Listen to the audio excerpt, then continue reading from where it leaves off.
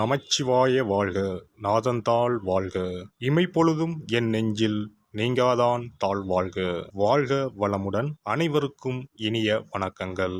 ஆனி மாதமும் ஆடி மாதமும் இணைந்த மாதம் ஜூலை மாதமாகும். சூரிய பகவான் மிதுன ராசியிலும் கடக ராசியிலும் பயணம் செய்யும் மாதம் இதுவாகும். ஆனி மாதத்தில் நடராஜருக்கு திருமஞ்சனமும், ஆடி மாதம் வரும் அமாவாசை முன்னோர்களுக்கு திதி கொடுக்க சிறந்த நாளாகவும் உள்ளது.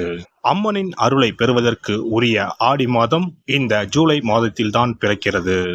இம்மாத கிரக நிலைகளை பார்க்கும்போது மேசராசியில் செவ்வாய் மற்றும் சந்திரனின் சஞ்சாரம் உள்ளது.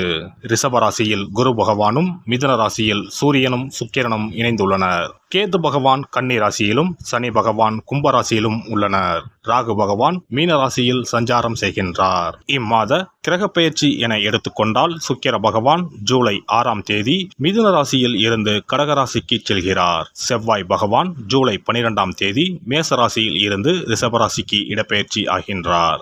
ஏற்கனவே ரிஷபத்தில் சஞ்சாரிக்கும் குரு பகவானுடன் செவ்வாய் பகவான் இணைந்து குருமங்கள யோகத்தை உண்டாக்குகிறார். அதே சமயம் இந்த ஜூலை மாதம் 16ஆம் தேதி இரவு 17ஆம் தேதி அதிகாலையில் சூரிய பகவான் மிதுன ராசியில் இருந்து பயிற்சியாகி கடகராசியில் சஞ்சாரம் செய்கின்றார். இது ஆடி தமிழ் மாத பிறப்பை குறிக்கும்.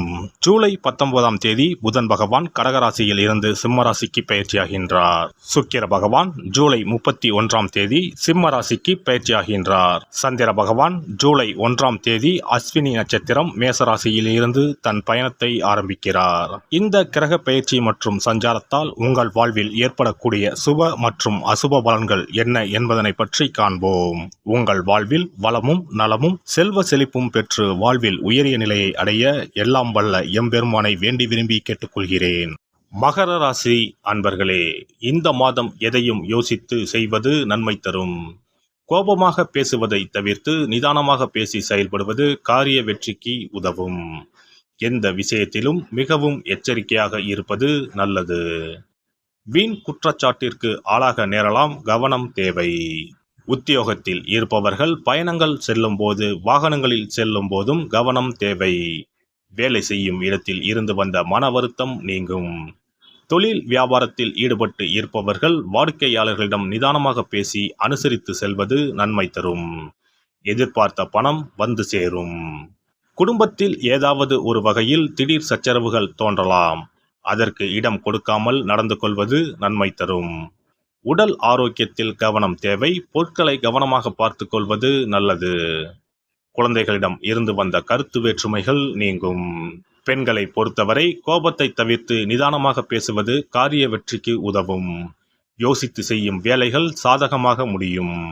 கலைத்துறையினருக்கு பாராட்டுகள் குவியும். வெளிநாடு பயணங்களும் இனிதே அமையும். எதிர்பார்த்த ஆதாயம் கிடைக்கும். உறவு நிலை சிறக்க விட்டு கொடுத்தல் அவசியமாகிறது. கூட்டுத் தொழிலில் அதிகம் அக்கறை தேவை. அரசியல் துறையினருக்கு நீண்ட நாட்களாக இருந்து வந்த பிரச்சனைகள் விலகும். திடீர் செலவுகள் ஏற்படும். உழைப்புக்கு முக்கியத்துவம் கொடுத்து அயராது பாடுபட வேண்டும். பயணத்தால் அனுகூலம் உண்டு. மாணவர்கள் பாடங்களை திட்டமிட்டு படிப்பது வெற்றிக்கு உதவும். எதிலும் அவசரம் காட்டாமல் நிதானத்தை கடைபிடிப்பது நல்லது. நட்சத்திர பலன்கள். உத்திராடம் நட்சத்திரம். இந்த மாதம் எடுத்துக்கொண்ட காரியங்களில் ஏற்படும் சந்தேகங்களை அவ்வப்போது போக்கிக் கொள்வது நல்லது. திட்டமிட்டு செயலாற்றுவது முன்னேற்றத்திற்கு உதவும். சிக்கலான பிரச்சனைகளையும் எளிதாக தீர்ப்பீர்கள். பணவரத்து இருக்கும். திறமையான செயல்களால் புகழும் அந்தஸ்தும் உயரும். திருவோணம் நட்சத்திரம்.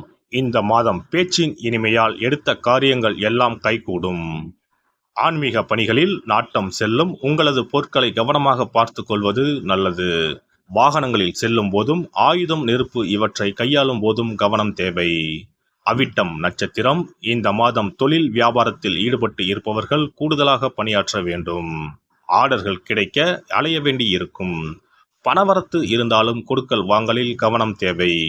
உத்தியோகத்தில் இருப்பவர்கள் கவனமாக செயல்படுவது நல்லது. புதிய பதவிகள் தொடர்பான விஷயங்கள் தாமதப்பட்டாலும் பொறுப்புகள் அதிகரிக்கும். சனிக்கிழமைகளில் சனீஸ்வர பகவானை நல்லெண்ணெய் தீபம் ஏற்றி வணங்கி வர எல்லா காரியங்களும் வெற்றியடையும். உடல் ஆரோக்கியம் பெறும். குல தெய்வத்தையும் இஷ்ட தெய்வத்தையும் ஒரே நாளில் சென்று தரிசித்து வாருங்கள். காரியங்களில் இருந்த தடைகள் விலகும். தொழில் வியாபாரம் சிறப்பாக நடைபெறும். சிறப்பு தொகுப்பு. ஒரு வெற்றிலை இருந்தால் உங்கள் துன்பங்களில் இருந்து விடுபட முடியும் என்றால் நம்ப முடிகிறதா? ஆம், உங்கள் ராசிக்கும் வெற்றிலை பரிகாரம் இருக்கிறது. அவற்றிற்கான வழிபாட்டு முறைகள் பற்றி காண்போம். பண்டிகை, திருவிழா, வீட்டில் விசேஷம் என்றால் வெற்றிலை பாக்கு வைத்து உறவினர்களை அழைப்பது வழக்கம். வெற்றிலையும் பாக்கும் மகாலட்சுமியின் அம்சங்களாகும். 12 ராசிக்காரர்களுக்கும் வெற்றிலையின் மூலம் பரிகாரம் செய்ய கவலைகள் தீரும் என்பது நம்பிக்கை. வெற்றிலையின் நுனியில் லட்சுமியும், நடுவில் சரஸ்வதியும், காம்பில் பார்வதி தேவியும் வசிக்கின்றனர். மகாவிஷ்ணுவும், பிரம்மாவும், சிவனும், சுக்கிரனும் கூட வெற்றிலையில் வாசம் செய்கின்றனர்.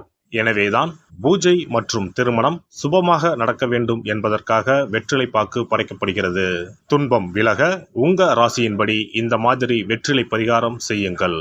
வெற்றிலை பரிகாரத்தில் எல்லோரும் ஒரே மாதிரியான பரிகாரத்தை செய்தால் பலன் தராது. அவரவர் ராசிக்கு தகுந்தபடி சில இஷ்ட தெய்வங்களையும் சில கிரக தெய்வங்களையும் பொறுத்து உங்களுடைய பரிகாரத்தை மாற்றிக்கொள்ள வேண்டும். அப்போதுதான் உங்களுக்கு என்ன கஷ்டமோ அது சரியாக நீங்கி உங்களுக்கு நல்ல பலன்கள் கிடைக்கும். உங்களுடைய ராசியின்படி வெற்றிலையில் குறிப்பிட்ட கிழமையில் பரிகாரம் செய்தால் உங்கள் துன்பம் விலகும், பிரச்சனைகள் தீரும். மேசராசி அன்பர்கள் செவ்வாய்க்கிழமைகளில் வெற்றிலையில் மாம்பழம் வைத்து முருகப்பெருமானுக்கு நெய்வேத்தியம் செய்துவிட்டு அந்த பழத்தை உண்டால் அனைத்து கஷ்டங்களும் நீங்கும். ரிஷபராசி அன்பர்கள் செவ்வாய்தோறும் வெற்றிலையில் மிளகு வைத்து வழிபாடு நடத்தினால் துன்பங்கள் அனைத்தும் தீரும். மிதுன ராசி அன்பர்கள் புதன்கிழமைகளில் வெற்றிலையில் மிளகு வைத்து இஷ்ட தெய்வத்தை வழிபடவும். பின்னர் அதையே பிரசாதமாக சாப்பிட்டால் துன்பங்கள் எல்லாம் நீங்கும். கடகராசி அன்பர்கள் வெள்ளிக்கிழமை தோறும் வெற்றிலையில் மாதுளை பழத்தை வைத்து காளியை வழிபாடு செய்து பின்னர் அந்த மாதுளை பழத்தை சாப்பிட்டால் துன்பங்கள் நீங்கும். சிம்மராசி அன்பர்கள் வியாழக்கிழமைகளில் வெற்றிலையில் வாழைப்பழத்தை வைத்து இஷ்ட தெய்வத்தை வழிபடலாம். பின்னர் அந்த பழத்தை பிரசாதமாக உண்டால் கஷ்டங்கள் நீங்கும். கன்னிராசி அன்பர்கள் வியாழக்கிழமையில் வெற்றிலையோடு மிளகு வைத்து உங்கள் இஷ்ட தெய்வத்தை வணங்குங்கள். உங்கள் துன்பம் துயரம் எல்லாம் தீர்ந்துவிடும். துலாம் ராசி அன்பர்கள் வெற்றிலையில் கிராம்பு வைத்து உங்கள் இஷ்ட தெய்வங்களை வழிபட்ட பின் அதை உண்டால் அனைத்து துன்பங்களும் நீங்கும். விருச்சிக ராசி அன்பர்கள் வெற்றிலையில் பேர்ச்சம்பழம் வைத்து செவ்வாய்தோறும் உங்கள் இஷ்ட தெய்வத்தை வழிபட்டால் துன்பங்கள் நீங்கும். தனுசு ராசி அன்பர்கள் வெற்றிலையோடு கற்கண்டு வைத்து வெள்ளிதோறும் இஷ்ட தெய்வத்தை வழிபட்டு பின்னர் கற்கண்டை சாப்பிட்டால் துன்பங்கள் விலகும். மகர ராசி அன்பர்கள் வெற்றிலையோடு அச்சு வெல்லம் வைத்து வெள்ளிதோறும் காளியை வழிபட்டால் துன்பங்கள் துயரங்கள் நீங்கும். கும்பராசி அன்பர்கள் வெற்றிலையோடு நெய் வைத்து சனிக்கிழமைகளில் காளி தெய்வத்தை வழிபட்டால் உங்கள் துன்பங்கள் எல்லாம் தீரும். மீனராசி அன்பர்கள் வெற்றிலையோடு சர்க்கரை வைத்து ஞாயிறு தோறும் இஷ்ட தெய்வத்தை வழிபட்டால் துன்பங்கள் எல்லாம் விலகும். எல்லாம் வல்ல இறையருளால் நீங்களும் உங்கள் அன்பு குடும்பமும் உடல் நலம், நீலாயுள், நிறை செல்வம், உயர் புகழ், மெய்ஞானம் ஓங்கி வாழ்க வளமுடன். இந்த வீடியோ பதிவு உங்களுக்கு பிடித்திருந்தால் லைக் பண்ணுங்க, கமெண்ட் பண்ணுங்க, ஷேர் பண்ணுங்க, மறக்காம சப்ஸ்கிரைப் பண்ணுங்க, பக்கத்துல இருக்கிற பெல் பட்டனை கிளிக் பண்ணுங்க. நன்றி, வணக்கம். ஓம் நமச்சிவாய, சிவாய நம.